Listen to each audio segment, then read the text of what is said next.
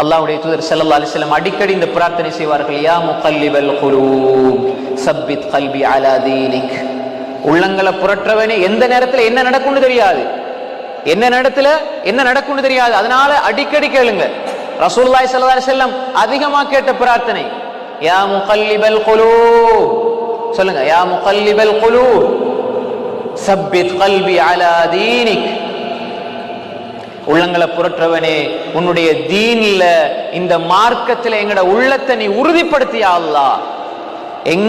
எந்த பிரச்சனை வந்தாலும், எவ்வளவுதான் பிரச்சனை வந்தாலும் எங்கட உள்ளம் அல்லாஹ்வை விட்டு தூரமாகிடக்கூடாது.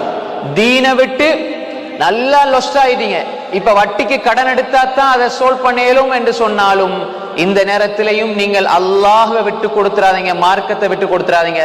ஹராத்தில் நிம்மதி கிடையாது, ஹராத்துல தீர்வு கிடையாது.